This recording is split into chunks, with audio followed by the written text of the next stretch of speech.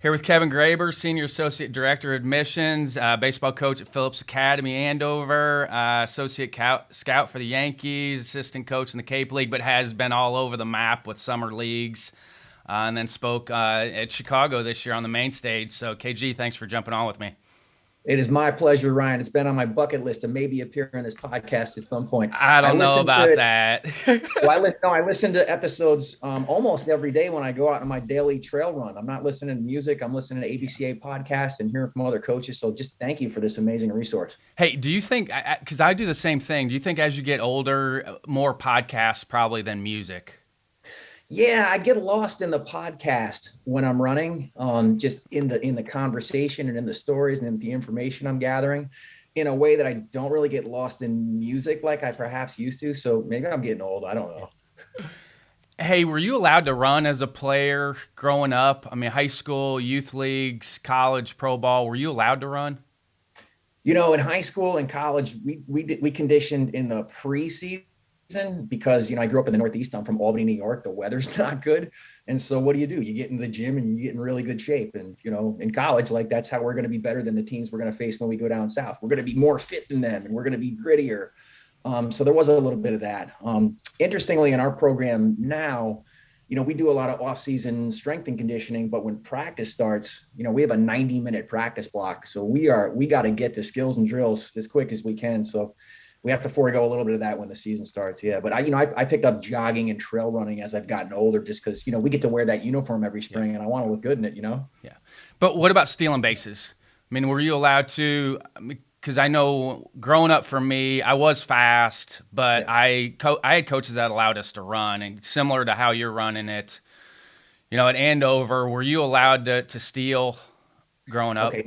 Now I understand the question. Yeah. Sorry about that. So, I grew up across the street from a sandlot style baseball diamond in Albany, New York. I grew up across the street from the New York State Training Academy, where they train all the prison guards for the state of New York. And it's actually a prison. They have inmates there who maintain the grounds and things like that. But on that property, they had a sandlot style baseball diamond where, kids from the neighborhood could actually go and play. We didn't have to hop a fence or anything. And man, almost every day on that field, it was like me and my friends against you and your friends. No adults, no coaches, no umpires. Man, if I wanted to steal, I stole. And we had catchers geared up in full positions and everything. And if I wanted to make a hard turn at first base and get in a rundown between first and second, I did that just because it was fun. So that's where I got that experience and that inspiration for the style of offense we run now and what I present at the different conventions, whether it's, ABCA or the World Baseball Coaches Convention, or I did the Michigan High School Baseball Coaches Convention this year as well.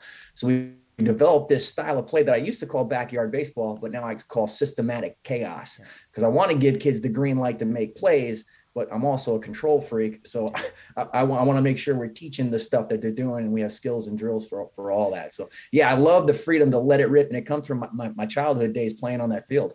Yeah, mine as well. And you say you're a control freak, but just watching the videos, and that's the neat thing for me is I'm running the youth stage, so I don't get to see a lot of the main stage stuff. So now getting to go back and watch the main stage presentation, it's neat for me to be able to watch that, because you said you're a control freak, but I don't buy it because you're letting your guys run loose. We are, but there have to be checkpoints that fall into place.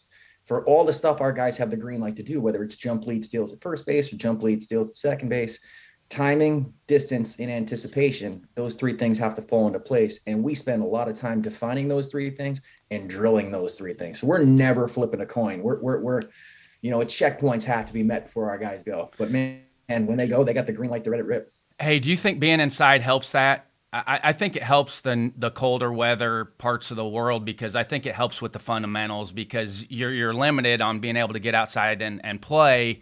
So I just think northern teams, Midwest teams, they're more fundamentally sound on some things because that's what the game's allowing them to do, because they're inside.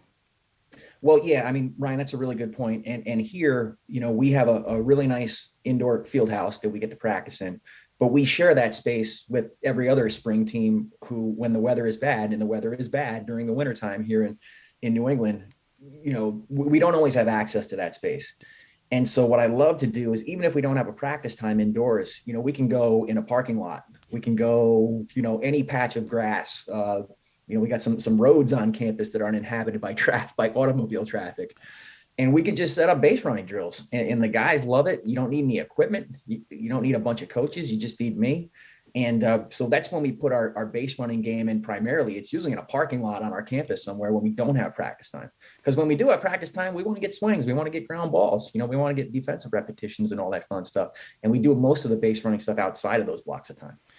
Do you have a set temperature where you can't go out and throw? Not really. We do an Alan Jaeger inspired winter long toss program, and it's meant to be done indoors. We have this amazing indoor space called the Snyder Center, and it's really long. And actually, the width wise, it's not as long, but it's 115 feet from perimeter net to perimeter net, so that's pretty good. And so we teach them how to throw over each other's heads, into heights in the net, and that equates distance. But what I find is the guys throw outside, and some guys sent we have a lot of social media, Instagram and Twitter and that kind of thing, and the guys like to send me post winter long toss selfies of themselves after they throw. They want me to know they're throwing, and it'll be 25 degrees out, and the selfie will be from outside. I'd be like, oh man, you guys are hardy. I dig it. I dig it. So yeah, we don't have a rule or anything like that in place. I just tell them to be smart. Like, don't be out there in shorts and a short sleeve shirt. If you're going to be outside, make sure you band and make sure you dress for it. Yeah. Put your stocking cap on, get outside, because you really can't replace that.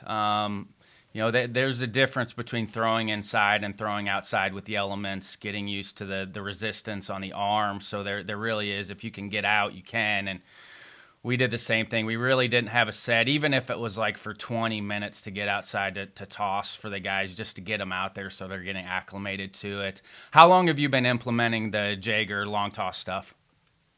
Yeah, I discovered Alan Jaeger online around 2012. I've been here since 2008. And it was a life change. The main thing is what I find with kids when I put the long toss program in is they have, they're kids and they're enthusiastic and they want to really get after it. And they really want to throw too hard too soon. So you got to help them understand, you got to have an arc on it as you're in the stretch out phase. And then when you're on the pull down phase or you're creating arm strength, when you're shrinking up the distance, you're not doing anything different. You're just changing the trajectory. So it's getting them to understand how the long toss program works and how it actually builds arm strength. That's the biggest challenge. So daily texts from me to the group, reminding them and sending them videos is really, really important. And how are you relaying to them to get the body moving before they start playing catch to obviously warm up? I think that's the tough thing with young kids is they want to pick the ball up and they want to start throwing. So how are you relaying, getting the body going before you start playing catch? Yeah, Ryan, great question. So, as they say, warm up to throw, don't throw to warm up. So, they're moving around, getting a run in, getting that core temperature up, might do a little bit of dynamic stretch. They're doing their pre-throwing, Jaeger inspired J-band routine. And then when they start throwing, it's really, really light toss, and then into your rocker drill, and then into your pitcher's crow hop till we get out to the distance we're going to get out. And then, gradually working ourselves back into pull down mode on the way in. So, we're really, really intentional about it. Did you long toss much as a player? I knew it was a thing, but I didn't have the strongest arm in the world. I was a middle infielder, and I was more about having good feet and getting rid of the ball. So it was actually a little bit discouraging long tossing for me because, I had teammates who were, my best buddy, Paul Reinisch, played at Wake Forest and then played at, played in pro ball, and his son actually plays for Wake Forest now. And Paul had a cannon, and he was a big long tosser. He's a good player, by the way. I saw him on Sunday. He hit a massive long opposite field home run. He's a good player. Oh yeah, absolutely. Well, being Paul's teammate for basically my whole life, I was kind of like, I can't do that. So, so I probably could have done a better job with the long toss when I was a kid. But now it's sort of my inspiration. I want the kids to have what maybe I didn't have in place, structurally. When I was a kid, I had great coaches in that they were generous with their time and great baseball people. But there just weren't the resources out there that there are now. Many of them through the ABCA, there aren't the podcasts, there aren't the videos, the coaching conventions and things like that. So I think we're just all better coaches now. We're able to give kids things today that we weren't able to maybe get when we were that age. Yeah, I think that's why we have guys throwing harder than they've ever had before. I just think that the training piece is better. We're training the decelerators better, but the long toss program is more regimented. There's freedom within that. but there really is guidelines for kids to develop arm strength with everything that we have for them now, which is why we're seeing everybody throw harder now. But like 90 is the new 85. It's crazy. It It's is. crazy. I see so many games at every level of college baseball, and everybody has guys throwing extremely hard now. It's impressive. It's Yeah, and we're impressive. seeing it in high school in New England here. I remember, back in 2012, 2013, our best pitcher was Rory Zomack, and he was pretty dominant. He went on to pitch at Tufts University, but he was 82, 83. And now we got Thomas White, who's maybe the number one rated player in the country in the class of 2023, and he'll hit you with 98. It's like, whoa, what is happening? Hey, do you think because the indoor facilities are much better now throughout the United States, that's allowed kids to train all year round, which is why we're producing better athletes now too? Yeah, and I think it's also a double-edged sword. Like when I see a kid post a video from an indoor facility and it's December and it's like, I hit 94 today. I'm like, awesome. It's December. You can't help but human nature. You're just kind of like, oh man, I hope that kid isn't headed for Tommy John surgery pretty soon. Yeah, the flat ground piece for me, I'm okay with. It's when they're really tuning it up off the mound that time of year, and maybe they don't have a high school game for another couple months. It's like, okay, they're already in midseason form. Where do they go from there? Because they're already starting to peak a little bit. Yeah, the shutdown period is becoming a little bit scarce, I think, in a way that can be concerning. But I get it because, Yes. like, if you find velocity, doors are going to open. Yes.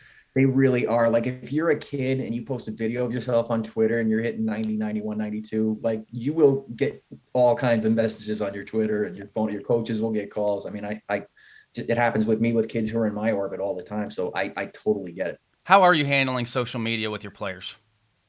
So I coach at Phillips Academy Andover. We are a boarding high school about 22 miles north of Boston in the town of Andover, Massachusetts. It's a little bit different than the conventional high school experience because we are a boarding school. It's like a college for high school kids, grades 9 through 12, and we have a small postgraduate year as well. We have kids from 50 states and 46 countries. We're the organizations that rate such things have us as the number one rated private school in the country. So it's very prestigious. We've had U.S. presidents come here. George H.W. Bush was probably one of our most prominent baseball alumni before he passed away. We were one of the first, I would say, to embrace social media as a way to publicize our program and our kids. I used to be a sports information director, Ryan. I was a sports information director at Amherst College, where I also coached baseball. I was a sports information director at the University of West Alabama, where the head baseball coach was Mark Smart at the time. And so I came here with not only the ability to, coach baseball and do what I do in the office of admission and be in a classroom, but like I was literally an expert in publicizing a program. And so I dove in head first with Instagram, Twitter, Snapchat. Our YouTube channel has more than 1,000 videos. So we went in heavy and hard in a way that just wasn't out there at the time. But we're also very careful with what our players do and how they operate with social media because they're branding themselves, but they also represent the program. So anything they put out on social media isn't like Joe Smith did this on Twitter. It's like, oh, the baseball program did that on Twitter. So we err on the side of caution. There's a lot of cautionary tales out there about, players who have tweeted this or, a program has done this and the coach, paid the price for it. So we communicate more than we probably need to about, cautionary tales that are out there about social media. And I tell them it's not only what you post, but it's what you comment on other people's posts. It's what people comment on your posts. Like you're responsible for all that. So, I understand that too can be a double-edged sword. So we're really conscious of all that. Yeah, and how do you handle? You're dealing with young kids too, and they're gonna see a kid out there, maybe their age, that's throwing 90 to 91, and they're 78 miles an hour. How do you handle those conversations with your players? Yeah, fear of missing out, right? Yeah, Yeah, and sometimes a 10th grader or a ninth grader will want to have a conversation with me, and we'll meet for breakfast in our dining commons. And coach, what should I be doing, college recruiting wise right now? And sometimes the answer is nothing. yes, Sometimes, the answer is you need to focus on your own personal development right now. You need to get bigger. You need to get stronger. You need to get faster. Because right now, even though you have potential, there's really not much you can show a coach that's going to check the boxes that he wants checked in order to recruit you. So I know it's tough, but sometimes you just got to lay in the weeds and just do the work. Yes. And then, but one of the great things that, Ryan, about baseball is it is a summer game.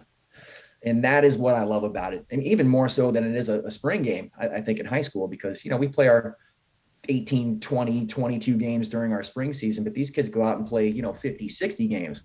And, the college coaches often can't come to watch us play because they're in season as well. But in the summer, that's all the college coaches are doing. So that's when you really make a name for yourself and things happen for you on the recruiting path. Baseball is a summer game. And one of the other things I like about the fact that baseball is a summer game is ideally it frees you up to be an athlete. I played basketball in high school. I'm sure you played multiple sports as well, but ideally it should free you up to play football or basketball or run cross country in the fall or basketball in the winter, whatever your other sport is. And I just believe that by playing multiple sports, you become a better athlete, and becoming a better athlete, you become better at baseball. But you can do that in baseball because, again, it's such a summer game. Ideally. Hey, at Andover, do they have to play multiple sports? Oh, that's a really good question. So we have. I know prep school because Jeff Trundy and I coached at Falmouth together, and he's at the Gunnery. Yeah. He's been there forever, and I know that they do have to try to play multiple sports if they can. Yeah, I got to meet him for the first time this past summer, and it was a great pleasure. I kind of hung out with him for 15 minutes I owe a lot to that guy. Behind the turtle during batting practice. Yeah, totally. He's a lot. I think a lot of people would say that. It's different at different schools. We have an athletics requirement, but there's a lot of different things you can do to fulfill our athletics requirement. We're a big school, 1,150 students, give or take. And it's also a very diverse student population in terms of geography, in terms of, socioeconomics, in terms of interest, ethnicities, and faiths. So if we're going to have an athletics requirement, we have to have a lot of different ways to fulfill that requirement. And so you can play an interscholastic sport, and that'll fulfill the athletics requirement during a given term. But you can also do like an intramural sport. You can do an instructional sport where you can try a sport for the first time. Like kids can do instructional squash or instructional crew or instructional tennis and learn that for the first time with other kids who are new to the sport. Or you can do here what are called life activities. And that would be anything from like weight training to a fitness class, yoga, aerobics, Zumba, spinning, outdoor pursuits, playground games, power walking. So you got to do something, but there's a lot of different things that you can do. And that's been a challenge for me is like, we can't have a baseball program in which we don't think about baseball until baseball season rolls around, because we have, college bound baseball players. So the challenge is, how do you put structure in place for fall and winter that doesn't interfere with our kids' ability to play another sport? And that's what we've been able to do with our long toss program, with our winter, strength and conditioning stuff, with the amount of hitting that the kids get to do during the winter. It's never in place of playing another sport. And it never happens at a time in the day where you have to make that choice. Hey, you talked about the high academics there, and you talked about it on the main stage as well. And we dealt with this with kids that are extremely intelligent. How do you get them to unlock at times, because they are going to be so analytical at times with their performance? How do you get them to unlock and just go out and free play? Yeah, I mean, I've coached at a lot of different places, from California Junior College to, Amherst College to, Riverland Community College in Minnesota to Phillips Academy Andover. So in different college summer leagues, when you coach in the college summer leagues, you have a range of kids from all different programs. Kids have different attention to academics. So I've been around all different kinds of kids. I've never been around smarter human beings than the kids I get to coach now. I mean, it's like, how are you that smart? It's crazy. And the great thing is I never have to dumb anything down. Like, the more complex, the better. They will absorb it, and you tell them once and they'll, like, their memory's too good. One of the great things about me with baseball is I had a really short memory. That really helped me at times, but sometimes these guys just remember things maybe a little bit too long. But what I have to be prepared for is a lot of questions, because they will ask really, really good questions about, and they're not being, they're not being wise guys, or they're not. No, they're not. Yeah, they're inquisitive. They're extremely inquisitive. They want to know, and sometimes though there's, there can be a lot going on in their head when we just want them to relax and kind of have a clear mind and play the game. So I got a really good question during ABCA, during the Q&A after the main stage presentation. And that was, do you have your runners on second base, like look at the catcher's signs and kind of Yep.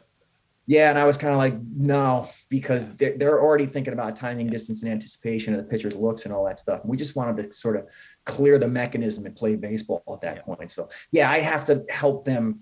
I have to understand that the kids we have are really smart, and one of the reasons they're really smart is their brains are really, really active. So I have to give them a lot of information, but also help them find ways to calm it down a little bit.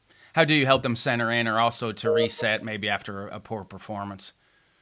Yeah, we started last spring doing a bunch of mindfulness stuff. And another shout out to Alan Jager, but he's put out some great resources around mindfulness. And I never thought I'd be a mindfulness teacher, but sure enough, I found myself Helps on your the outfield performance. grass. It does. Yeah, I It found does. myself on the outfield grass sitting on a bucket and Flow. I walking. mean, that every great performance starts with a flow state. Yeah. It doesn't matter if it's sports or music or theater. Every great performance, they're in flow state. And so the more that they can train mindfulness, and maybe that's a way to reframe that, because it's not foofy, it's not, it's allowing them to train to get into flow state more consistently, which is where their best performance is going to be. Yeah, and I've never thought I'd be one to lead a meditation session, but we did it a bunch last spring, and it was actually kind of fun, and they bought into it. One of the things I say to our guys, and one of the ways I describe it is you have a voice inside your head between your ears, and if you can't control your own mind, it's really, really hard to control a baseball, and that voice will say weird things to you, won't it? Oh, yeah. Yeah, and it's like a muscle, man. You got to flex it. You got to learn how to massage that voice and how to learn how to work it. Another thing I always say to the guys is like, if you believe you can, you probably will. If you don't think you can, you probably won't. But you got to be able to have the tools in place to have that mental mindset. Hey, when did you know you were good enough to play in college? Oh, thanks. Well, I was on a bunch of really, really good teams. I was with a group of guys that, we won a state championship in Class A in high school at Christian Brothers Academy in Albany, New York, CBA Albany. We won an American Legion state championship as well. I had guys who were a year ahead of me that played college baseball. My Legion team, all those guys went and played college baseball. So just being around it and seeing it, you could sort of have the belief that could happen for you as well. It happened much differently back in the day. Yeah. Like there weren't the showcases, there wasn't the social media. They used to have like open tryouts for major league organizations. Like the Red Scout would come and run a tryout, and maybe a college coach would see it, something like that. So How did you get to Winthrop? I mean, because that's always the fascinating path, because it was completely different back then. How did you end up at Winthrop? Winthrop University came out of the blue because the coach there at the time, Horace Turbeville, had a relationship with my Legion coach. Yep. And the relationship was because there was another kid that came through the program who went to a junior college and then ended up there. And, a relationship was struck. And my Legion coach was like, hey, I got this kid who's a middle infielder. He can hit a little bit. And Horace is like, well, come on down. Yeah. And it wasn't as much of a thing back then in the 80s where, us Northeasterners would go down and play in the South. So if you looked at our roster at the time, there wasn't a lot of me there. So it was, and I had never been anywhere. Yeah. So it was quite an adventure, but I've always been sort of an adventurous person. Is that what brought you back to St. Rose then? Yeah, well, St. Rose, I played. And by the way, I lived across the street from St. Rose one summer. I coached the Schenectady Mohawks one summer with Rich Saboti, who was a St. Rose grad. So I lived across the street from St. Rose one summer. What a small world! I am a Amsterdam Mohawks Hall of Fame inductee. So I actually played 3 summers for the Schenectady Mohawks, and then another summer in that league. So what a small world! But yeah, the College of St. Rose, when I made the switch and moved from Winthrop to St. Rose, they were actually NAIA. Yeah. And my first year there, we actually made it to the NAIA World Series in Lewiston, Idaho. It was an amazing experience. But the head coach at St. Rose at the time was a guy named Bob Lizzie, yes, who was my head coach with the Schenectady Mohawks. I know Bob. Yeah. So, I just fell in love with Bob and I wanted to play for him during the school year. He was sick that summer. He wasn't doing well. That would have been the summer of '98. He was not doing well that summer. Yeah, for people who don't know who Bob Lizzie was, he was the head coach at the College of St. Rose and founded the program from scratch, because St. Rose had been an all women's institution. When it went co-ed, having male sports was a way to up the male enrollment. And he founded the baseball program there. And he was very much a Pied Piper. He was the head coach of the Schenectady Mohawks in the New York Collegiate Baseball League, which then was the Northeastern Collegiate Baseball League. And a lot of us played for him in the summer and fell in love with Coach Lizzie. And a bunch of us ended up transferring to St. Rose. We sort of formed this super team. And he was a really formative person in our lives. But unfortunately, he was diagnosed with leukemia, and he fought it for a decade. He did. Maybe even more.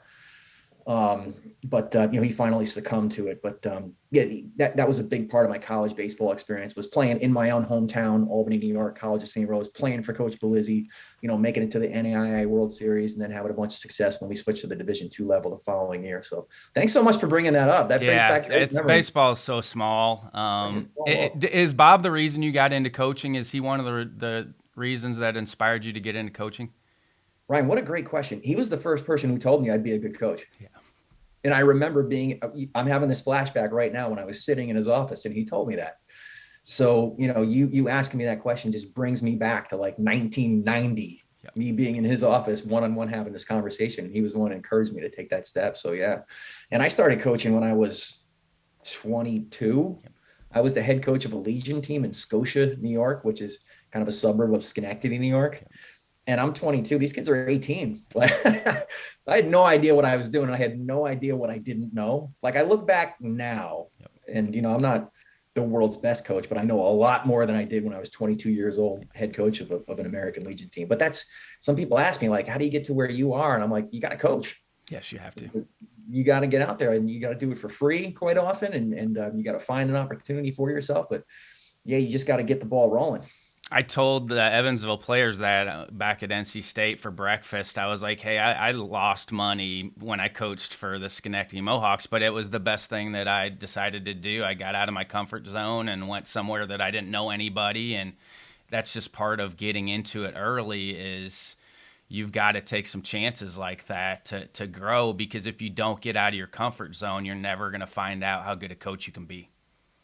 My first paid coaching job, and I say loosely, was Lassen College in Susanville, California junior college baseball, which I didn't even know existed, being from Albany, New York. And I packed up my Plymouth Sundance and I drove sight unseen from Albany, New York to Susanville, California in the Sierra Nevada mountains, not that far from Reno, Nevada. Yep. And I was with Steve Abney and Glenn Yonan. Steve Abney is blast from the past. Midwest scout. I coached in the Midwest forever, so Steve is a longtime Midwest scout. Steve was the one who helped me understand that I didn't know anything. It was very, very humbling, but I'm so grateful to him for that opportunity and helping me come to that realization. But Ryan, you'll appreciate this. After that year coaching at Lassen College, I wanted to be a head coach that following summer somewhere. So I started my own team with this guy named Joe Volano in the Mountains Collegiate Baseball League, and it was called the Electric City Giants. And so as we played our California junior college schedule, I would see a kid I liked on the other team. After the game, I'd be like, yo, you want to come play for me this summer? So I brought a team of California junior college kids to upstate New York for this new team in this kind of podunk league. And we just took the place by storm. I mean, we were doing all the California junior college short game stuff that I had learned, a lot of push, a lot of drag, a lot of, delay steals and false breaks and ball and dirt reads and all the stuff they do in California. And everybody was kind of like, whoa, what is this style of baseball? And I had these kids living in my mom's basement, and I was living at my mom's house as well. And it was just like, there's no way I should have been able to pull this off, but you're 23 years old and you just do it, And so, if you want to coach, man, sometimes you got to carve out these opportunities for yourself. Are you treating your summer ball guys different than your prep guys as far as how you're running things? Coaching with the Bourne Braves this past summer in the Cape Cod League, the first thing that I really wanted to do was listen. Yeah. When I coach my guys here in our program, the first thing I do is talk because there's so much I need to give them and want to give them, and there's so much they need to learn. But, in the Cape Cod League, these guys are incredible players. They're receiving amazing coaching from major Division I programs where, they are there for a reason. And so my ears were kind of wide open. I like being there early. I like being in the tunnel, kind of like the early work guy. And I just liked asking questions like, what's your routine? What do you guys do at East Carolina? What do you guys do at, Arizona State? And then, kind of get in sync with them and in rhythm with them, gain their trust, gain their Yep. friendship. And then I start to be able to insert, a little bit of what I think maybe can help them. So it's really like getting in sync with those guys than it is just like blasting them in the face with everything that I know. Plus, with Harvey, I mean, Harvey's been up there forever. You have a guy there that's been a legend in that league that you can lean on that guy because he's been up there and can kind of lead the path a little bit too. I love Harvey. Yeah, if people don't know who that is, that's Harvey Shapiro, is the head coach in Bourne and was head coach a couple other places in the Cape Cod League, and now he'll be in Wareham. Wareham this coming summer. And just that was one of the draws to to go into Bourne was being around Harvey and learning his ways, because I've always understood that to learn more you got to be around people who know a lot and have a lot of experience. That was one of the reasons I ended up at Amherst College in 2000. The head coach there at the time was a guy named Bill Thurston, who is an ABCA Hall of Famer. By the time he retired, he had coached as the head coach at Amherst College for 44 years. And his big thing was pitching. He was sort of the pioneer of biomechanical analysis of the pitching motion before they had really good technology for it. He was a consultant with Dr. James Andrews at ASMI. He spoke at all the conventions. And I had been a middle infielder. And to that point, my arrival at Amherst College, I didn't know anything about pitching. And my goal was to follow Bill around until I could regurgitate everything he had to offer on the topic. And I stayed until I could do that. And that was one of the best things I've ever done. And, to this day, Coach Thurston is, next to my dad and a few other mentors that I've had, just one of the best people I've ever had in my life. Do you feel like coaching in college has helped you now where you're at? Because it is a similar college schedule where you're at, correct, for your guys? Yeah, we were able to, our indoor space when I arrived here was almost identical to the indoor space we had at Amherst College. So I didn't have to invent anything when I arrived for those indoor practice plans. I had, 8 years worth in my, on my hard drive. So that was really, really easy. But the reality is you do get more time with the players in college than you do in high school. So I've gotten really good at prioritizing. I've gotten really good at sort of thinking of our program, a year-long cycle is like an airplane gradually ascending off a runway, especially when we're in season. When I first got here, I wanted to put everything in on day one. And now it's gradual. We're putting things in, as we go along. So, we'll be halfway through our season and we're learning some stuff for the first time. Whereas in college, ideally you get all that in the preseason. Where's the first place you start? So when you're looking at your checklist, what's the first place on your checklist with your guys? How we play catch, Yep. to be quite honest with you. We have a lot of on and off field core values. And one of those is just win pregame.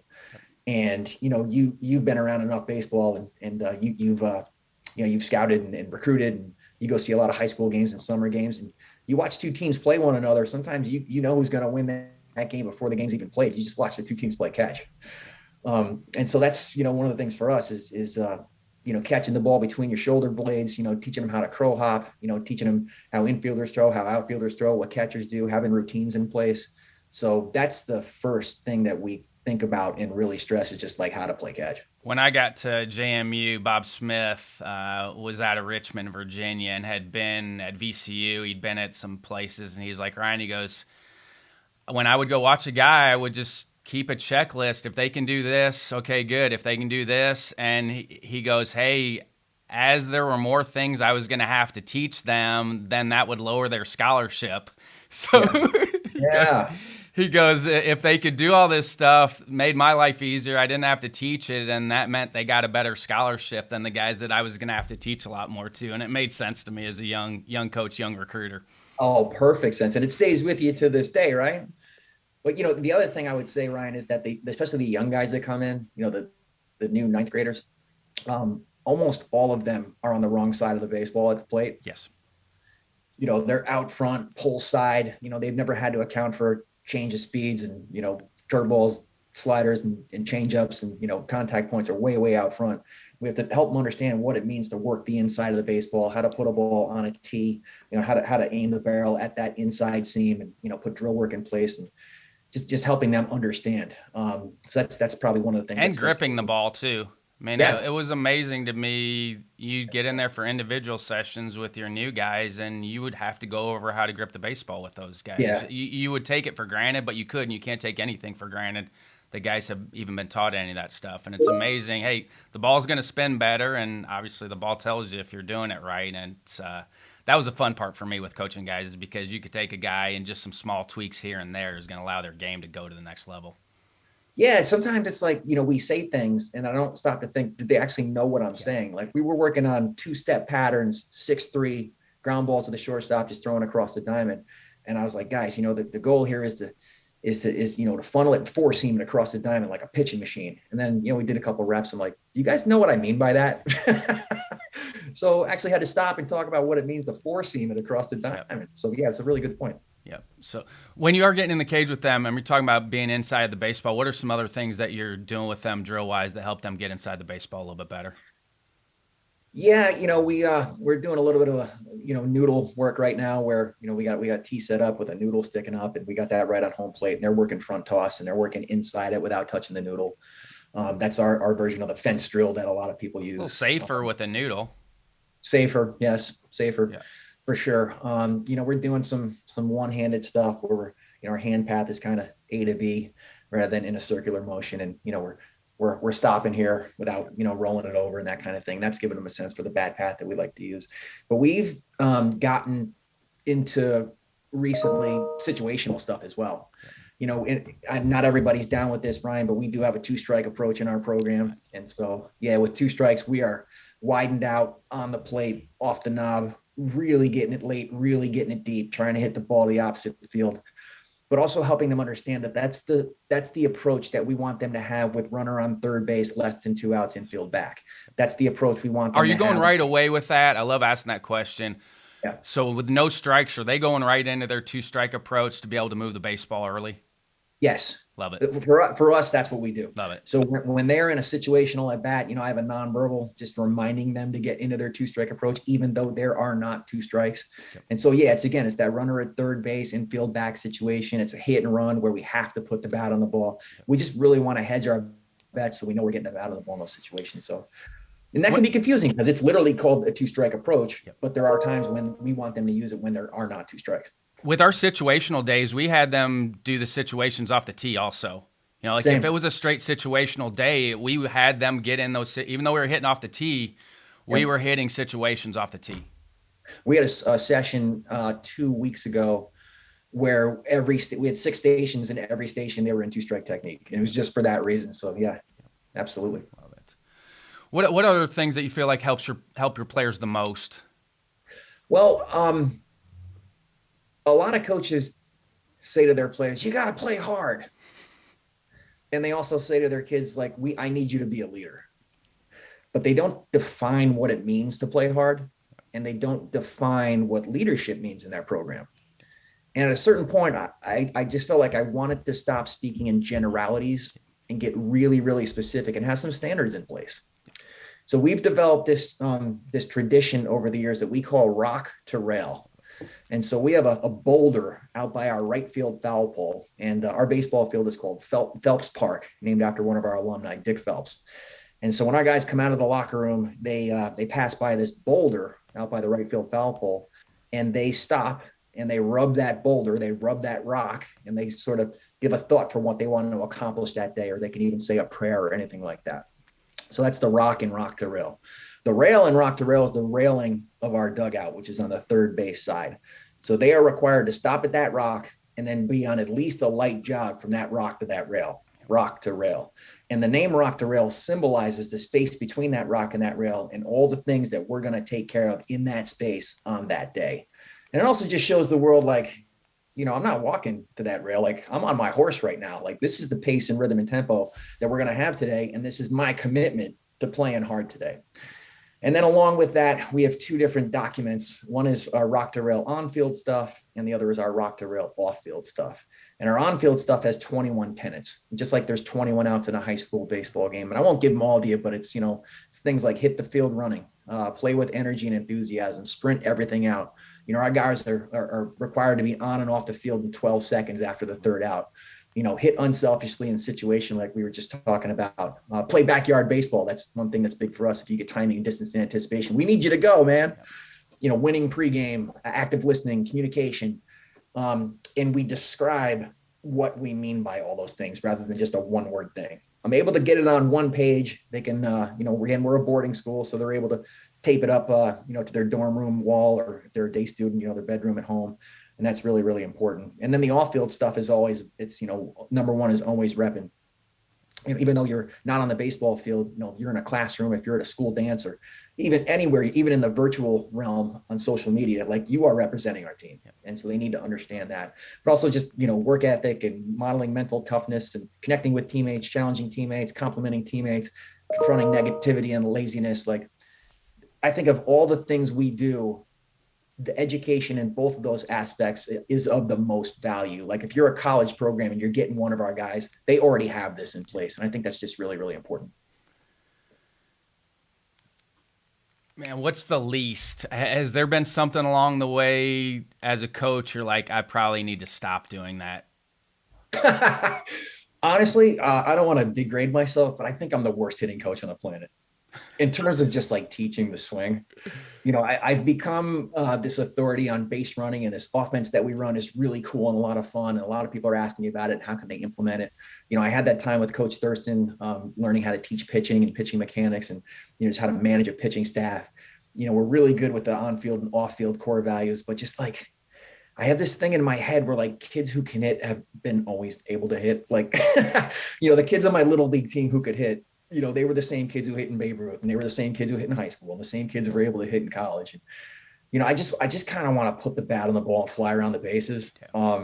So I probably don't do as much as I should teaching the mechanics of the swing. Yeah, but that's part of knowing your strengths as a coach too. Like, if that's not one of your strengths, then, okay, you can outsource that now. I mean, there's things that you can do. There's plenty of resources out there for guys to learn the swing if they want to. And I still think a lot of it has to do with how their eyes work too. I think the ones that have always hit, their eyesight is good, their cognitive piece works better than others. I think there's a reason why they hit better than other guys, because their brain and eyes work better than everybody else's brains and eyes. Yeah, that's well said. I mean, I'm kind of generalizing by saying the kids who could hit are always the kids who can hit, but yeah, there's definitely something to that. Go ahead. Just mainly I just want to get on base. For sure. Yeah. Yep. And I hate waiting around for, like, guys to string 6 hits together. Let's defensive roll. Let's get a bunt down. Let's get a base hit. Let's steal bases. Let's hit and run. Let's run and hit. Let's get a ball and dirt read. Let's safety squeeze. Let's have an offense. Let's have an attack. Let's kind of, let's be like an NFL team, and have like a system in place. That really appeals to me. Hey, what have you enjoyed about being an admissions director? My mom did it forever and loved doing it. So what have you enjoyed about it? Well, I think that, one of the things I like about it in general here is, I get to be a dean in our office of admission. And again, we're a global applicant pool. We have kids at our school from 50 states and 45, 46 countries. And again, all different ethnicities, interests, faiths, all different rungs of the socioeconomic ladder. And I get to help families through this process of thinking about, like, what school might be a fit for them in terms of secondary school, and also how to navigate our application process and what the culture is like here. But then after the students arrive, like, I get to be part of a dorm team. I get to teach a class as part of our empathy, balance, and inclusion curriculum. I get to be an academic advisor. I'm the advisor to our senior class as well. I chaperone everything under the sun, even if I'm not assigned to it. I try to support everything that's happening on campus. And the faculty live here as well. So 95% of our faculty live here on the campus with the students, in residential apartments and dorms, in houses on campus that are not dorms.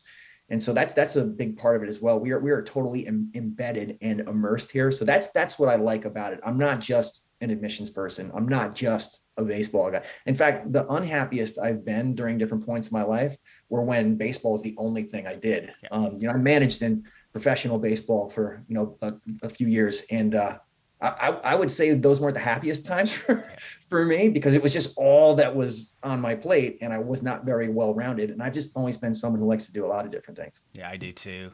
Do you think it helps with the quality of life for your family? They're living on campus with you, correct? Yeah, the way I describe it, Ryan, is there are very few places in the world where you can just kind of kick your kids out the front door and tell them to go play. Yep.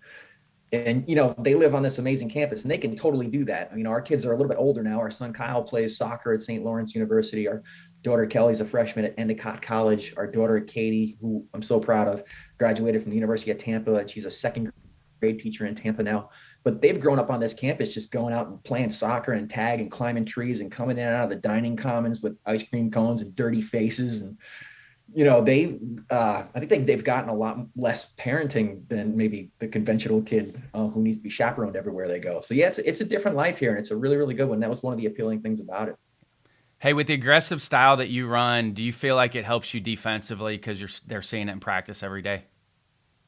It really does, and that's one of the things that so for people who don't know, we have this offense that we call systematic chaos. Chaos because we want to give these players the freedom to make plays without waiting for a sign from me. And we're sort of the antithesis of this new wave of, the kids having wristbands so they can decipher the numbers that are being shouted out. And that's great. Now you're seeing pagers, which is crazy. Yeah. I mean, it's just the defensive side. You saw it with Vandy and NC State. They're doing it on the defensive side, but probably eventually it's going to go to the offensive side too. Yeah. With the pagers, which is crazy. But, as I mentioned before, I remember those days where I was out on that sandlot style baseball diamond with no adults, and I was just making plays. And kids don't get the opportunity to get out there and make plays anymore. It's rare. They play for AAU programs with great coaches who give them a lot of signs, and everything they do is structured. They don't just have like unstructured baseball play time in which they can just kind of get out there and play. So we put this system in place that I used to call backyard baseball in tribute to my guy Mike Roberts, who's I think is the best base running coach in the history of the game. And we've sort of morphed it into what we now called systematic chaos. So chaos, we give them the freedom to make plays, but systematic because we have checkpoints and we teach it and we drill it and we make sure they have perfect technique. It's been an interesting journey. When we started doing, like, for instance, jump lead steal breaks at second base, no one in the Northeast had seen them. Yeah. No one knew how to defend. We were literally stealing third base 7 times a game. Yeah. But, just like anything, teams came around to understanding what we were doing, and they put structure in place to defend it. And they also started doing that stuff to us. Yeah.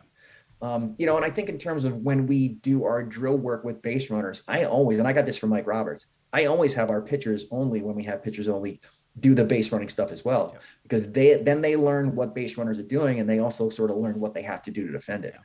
And one of the things that's cool is not only am I really good at teaching the stuff we do as part of our offense, I'm also an expert on how to defend it. Release for the middle infielders was the best thing that we added in to stop that, was that the pitcher was going to look at either the second baseman or shortstop, whoever they were working with, and we would have some sort of a release. So as soon as the pitcher saw that, they knew the guy's feet were stopped and they could pitch. Felt like that was the best way to stop that, was just to have some sort of a release. And you talk about backyard baseball. That's more backyard baseball because now the pitcher is working with the middle guy, and if he's too far off, then they can flash. You now have that 2-man game where the coach isn't involved with that. They're out there controlling the running game on their own. Same. And, one of the things I like about our office is anything you do to us, we got something to do to you. Yep. And when teams do that, and that's a challenge. There's that'll shut you down. We have what we call a red alert mode, and we have a special ops team of guys that are just like the best of our best at jump lead steal breaks. Guys who have the best feet, guys who are a little bit daring, guys who are really, really confident. And we love to have those guys just set up a little bit closer to second base and just jump out and jump back. Yep. And then, we just mess with them. We just kind of like, woo. And so our red alert mode is what we do when teams are really good about that release technique that you mentioned, until they just kind of get sick of it and they stop doing a good job with it. And then we hit them with a Cobra Strike steal break. Exactly. But the thing I love about that is, even though we might not steal third base in a game because a team is doing a good job shutting that down, they have to focus a lot of attention on that runner at second base. Definitely. And that's attention they're not focusing on the hitter at home plate. And I'm telling you, with us in the high school level, it manifests itself in great pitches to hit by pitch, because we're a defensive role team, walks. So we won that battle, even though we might not have stolen third base. Hey, you talked about delay. Was Lassen the first place you saw delay, or were you doing delay before that? Until I got to Lassen as a coach, I had only ever seen straight steel in my entire Oh life. wow, because we were doing Yeah. it forever. I was Yeah. lucky, and I'm glad you brought up delay because I think it's still one of the most underutilized offensive weapons that you have, and anybody can do it if you're good at it, and it gives your Yep. slow runners a chance to steal at times too.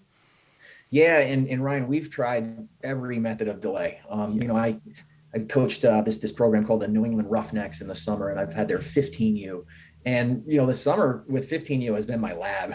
I don't care if we're winning these games. If the kids are happy and they're having fun, it's a great time to try different stuff. And so we tried one shuffle delays, we tried three shuffle delays, we tried different tempos, and turn the shuffle into a sprint before the ball hits the mid, after the ball hits the mid. Anything you can try, we tried. And Ours was like yours. It was into that third. They were sprinting into the third shuffle. So it was yes, going to be exactly. two. And as you're getting into that third one, that's when they got into their break. The one knee down with the catchers, I love Yes. delay against that. And our guys are one knee down guys. Yeah. I'm totally with the new wave of catching. But it's just the one knee down. Just they want to, if they don't see that runner steal and they catch it and they kind of present it and the heads down and they're trying to give the umpire a good look at it. And that's when we're turning shuffle into steal break. And that works really, really well for us. And you talk But about as you do it, you know how to defend it. So our second baseman was the most important person in that whole part of defending it, of screaming delay. Like that was part of their key is once the ball was through the hitting zone, their responsibility was the runner to make sure they were screaming delay because they're the only person that can see that.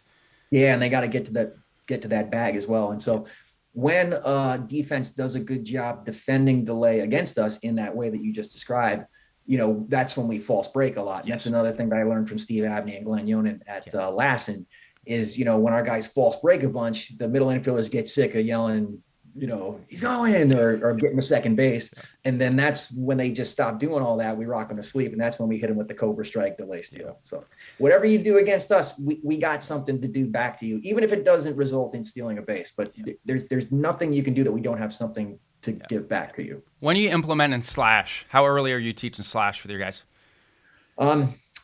So we're working on that in our hitting stations right now. Yep. And, I'm probably giving away too many secrets here, but Oh. the only time we really bunt in our program, except for like safety squeezes and squeezes and double squeezes, is when I see that the second baseman has steal responsibility at second base. That's an indicator that maybe we can push bunt and make the first baseman field it, and there'll be no one covering first. So that's when we bunt. Over the years, one thing I've seen in our program is that if a kid, we give him bunt and he doesn't get it down, he fouls it off or it's a cold strike, and now it's 0-1. That kid 95% of the time in our program has struck out. Yep. And so we next pitch after a missed bunt attempt or a cold strike, we slash and run automatic. Yep. No sign. Yep. So Mark that's when- Scaff at UNCW was really good at it. Even Paul Maneri, he didn't do it as much at LSU, but Notre Dame, when he was at Notre Dame, really good slash hit and run out of Notre Dame when Paul was there. And so we did use it quite a bit. And I loved it as an offensive player. I think we naturally go back to the way we played. Was just lucky I played for coaches that allowed us to hit and run, slash hit and run, delay, push, drag, bunt and run, just all the things. And so we would try to implement it with some of our guys. You don't see it as much, but it's a problem for the opponent. If your team can execute all those things, it's a problem for the opponent. And it's just fun. And it's fun. And it's fun. Because the kid's probably going to strike out anyway. And that might not be true for other programs. It's just my observation of what was happening here. Might as well do something fun, right? Yep. Yeah. Do you have any other favorite team building exercises? Bowling. I love bowling. it. Love it. That's a new one for here. We haven't heard that one yet, so love it. Yeah, so we a couple of years ago we were rained out, and we had the bus. It was going to be a road game, and I didn't tell the guys we were rained out, and so I think we were like halfway to the bowling. I didn't tell them where we were going, and I told them I just got a call on my phone that we were rained out and the game's canceled. And I said, and as a team building opportunity, we're actually going to park the bus here and we're going to jog back to campus as a team, And I was like, that's pretty cool, right? And they're like, yeah. And I was like, psych, we're going bowling. And they're like, yeah. So that's a fun one. Another thing is I'm a big s'mores roast guy. So we love just setting up a fire pit in our backyard. Again, we live on campus. Our players live on campus as well. We do have some day students, but they live really, really close by. So, my wife, Tina, is a saint, and she'll set up a table with the marshmallows and graham crackers and the chocolate and the sticks, and I get the fire going. And, it's just a good time to have conversations with kids, maybe one by one. They can share what they want to accomplish this season. You can do a million different things for that. But anything involving food is always a good team building thing. And we're a program that finds at least one opportunity to bowl, during a season or leading up to the season. Do you have a fail forward moment? Do you have something that you thought was going to sidetrack you, but looking back now was one of the best things that happened to you? That's an awesome question. So everybody has to answer that. That's the one question that everybody has to answer. I got it. I played college. I finished my college playing career at the College of St. Rose. I was a good player. I did a lot of good stuff in the college summer leagues, which is where you get seen by scouts. And, there's a good chance I was going to get drafted in, June of 1992. In May of 1992, I was diagnosed with lymphoma. So I had played that entire season with a grapefruit-sized tumor in my chest. And I had no idea what was wrong with me. I just knew I did not feel well. And, I to the point where I sort of collapsed on the field in the playoffs at Bleecker Stadium in Albany, New York. And so it was from there to St. Peter's Hospital, admitted right to ICU, biopsy, and then, ICU for a couple of weeks, and then right into chemotherapy and radiation. And that ate up more than a year of my life. Lost a bunch of weight, lost my hair, didn't feel good, obviously. That's in addition to the fact that, you're questioning your own mortality. Like, am I going to get through this? Like, am I going to live? And, it affected me in ways that I didn't realize were affecting me at the time. And one of those ways were like, baseball was my only identity.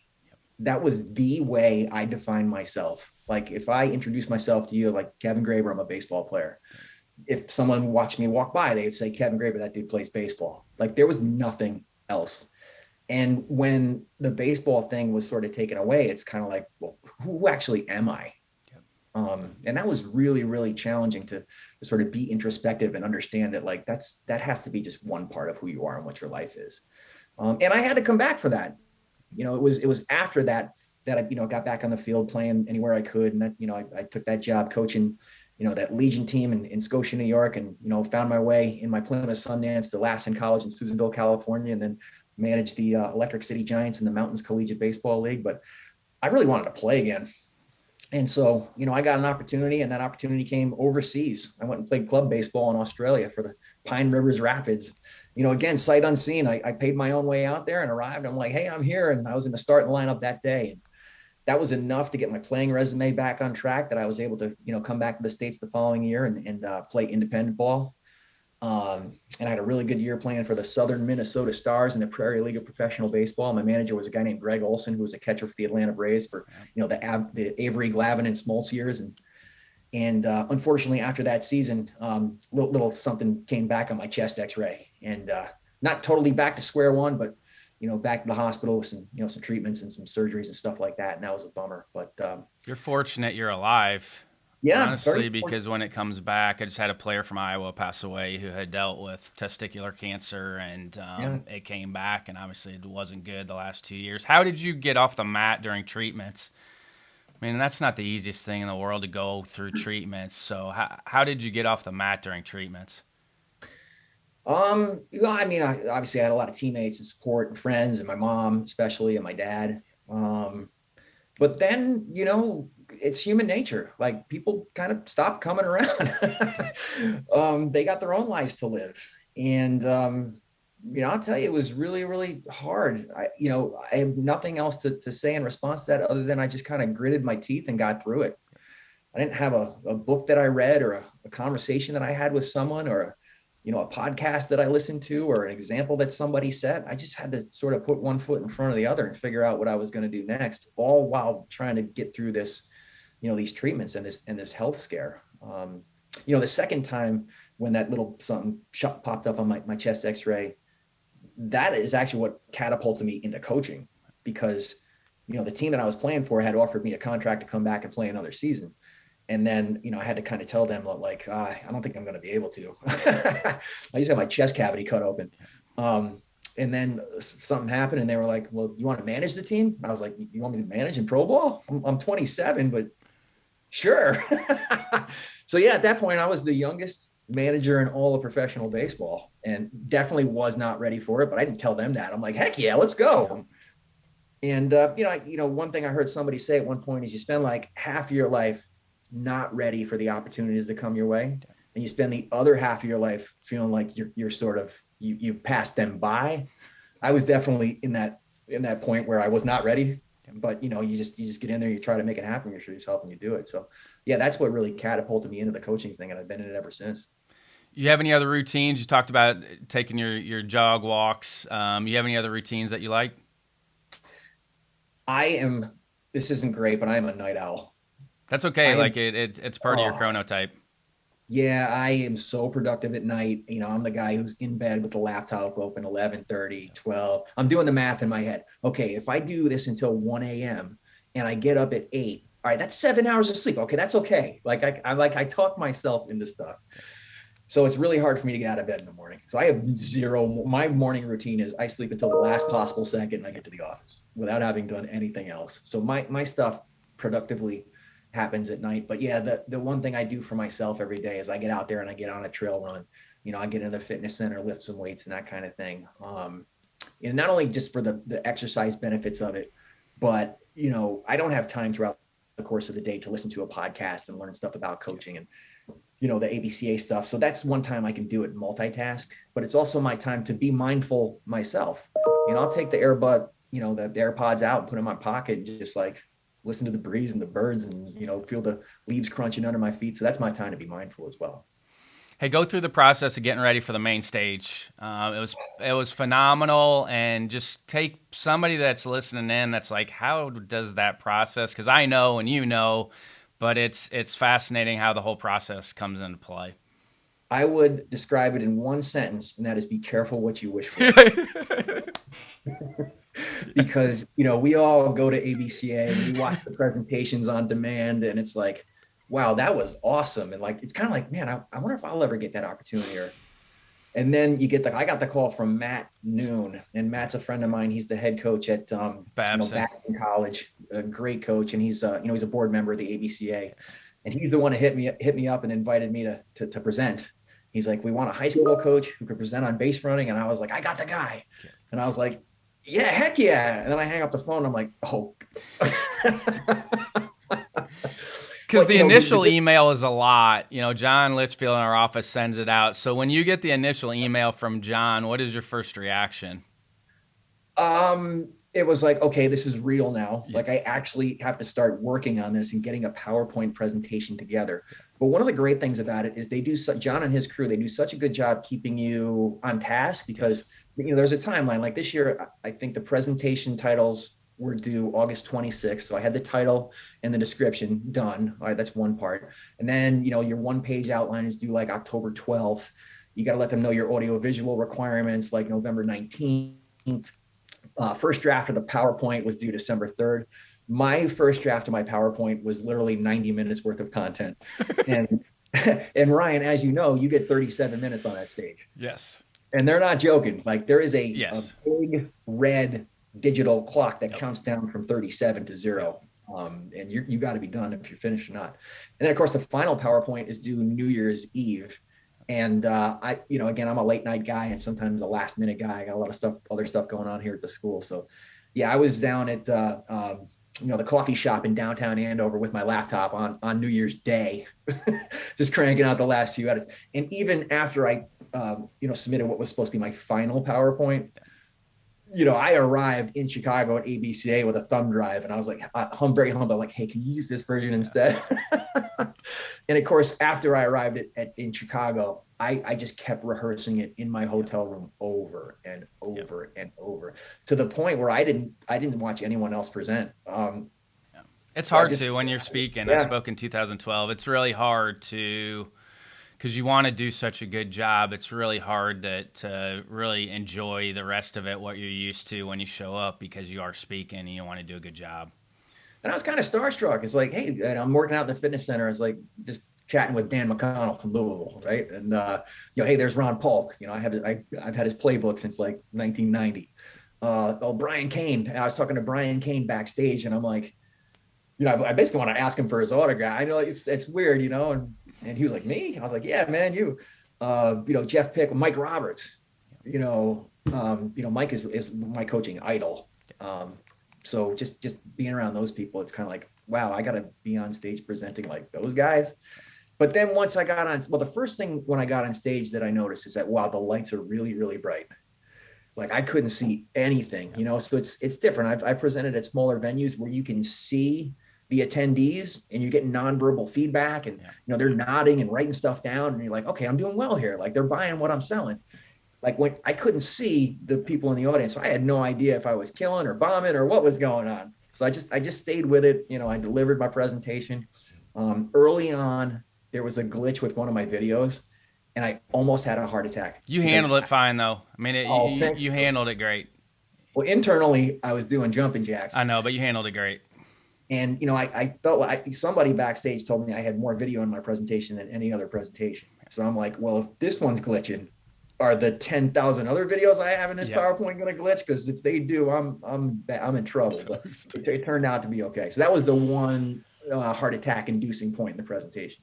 Yeah, that's with running the youth stage when I'll get a presentation that has a lot of videos, because that's the communication. Like, can you have a lot of videos because it's great visual, but I'm like, hey, you're going to have to peel this back because you only have 37 minutes. Like, you're going to have to trim this back. I'm sorry, but it does force you to get more concise with your information. Yeah, and one of the cool things is just the amount of correspondence after ABCA. Yes. Because I've just gotten so many emails. What other resources do you have? Questions about primary leads or diebacks or jump lead steel breaks and all this fun stuff. And can you send us what you do at third base? The stuff you presented at first and second was so good. And I've been on Zoom calls with major Division I coaching staffs. I've been on Zoom calls with pro organizations, and I'm just like, little old me. But so that part of it, that the aftermath has been really, really cool because I've made a lot of new friends and I feel like I've been of value to the baseball community. I feel like I've done a lot of taking information from other people, and now the opportunity to sort of give has been really, really awesome. Yep. What are some other tips for young coaches getting into this thing? Well, I mean, the first thing I learned at Lassen College, thanks to Steve Abney and Glenn Yonan, was that I didn't know anything.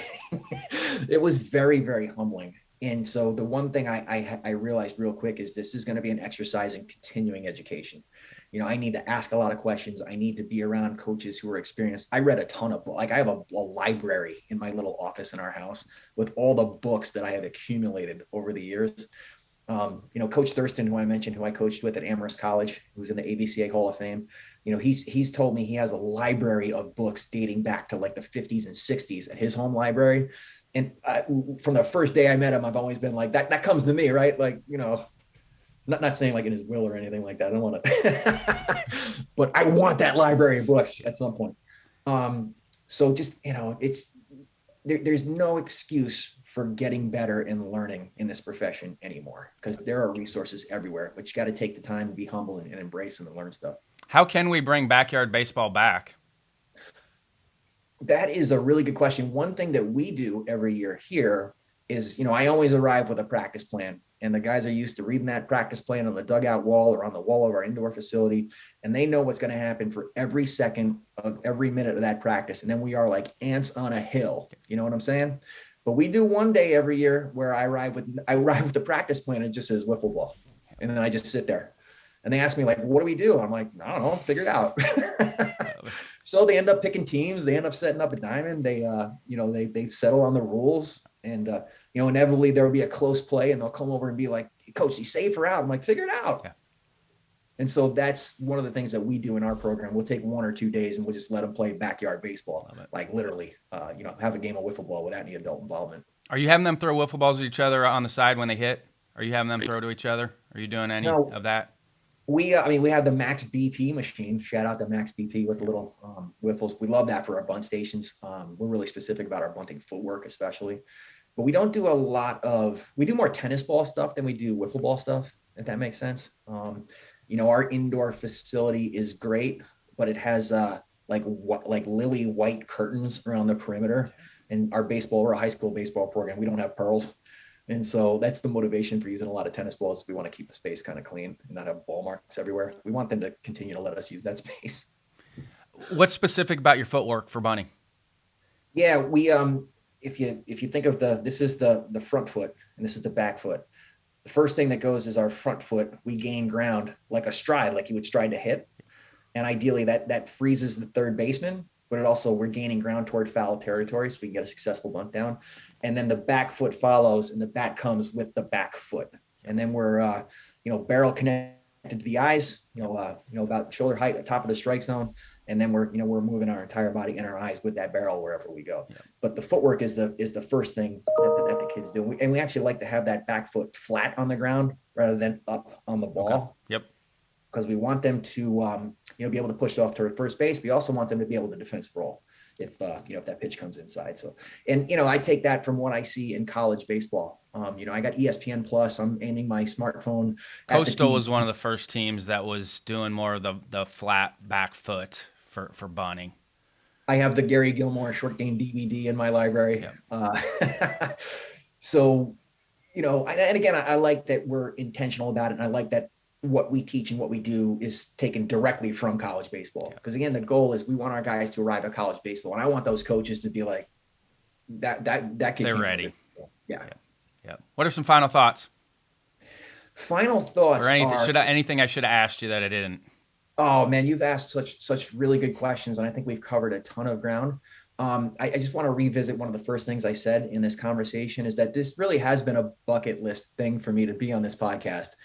Because, I may have listened to every podcast that ABCA puts out there, and it's just a big part of my day. Again, my trail run is part of my routine, and I always have those podcasts fired up. So, to have this opportunity to be here with you, we're almost to 300 now. I mean, It's with the father and son ones. We have like 20 more than what's listed, so I think this will be like 288. So I mean, we're close to almost 300 now, which is crazy to think about. Jeremy obviously did a great job, but to think that we've carried the load here and gone halfway, it's about half and half now, which is crazy to think that.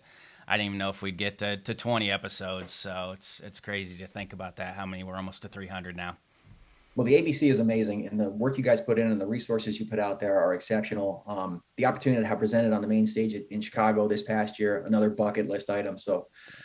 Man, I feel like I'm trending right now, and it's all because of y'all. So thank you. Appreciate it. Thanks again for jumping on with me, KG. Hopefully the weather breaks here and we're able to get outside. But I know it doesn't matter for you because you can hammer an inside practice. Absolutely, but it is almost 60 degrees outside. Love it. Yeah. So let's go. All right. Thank you, sir. Thanks, Brian. Catch you later.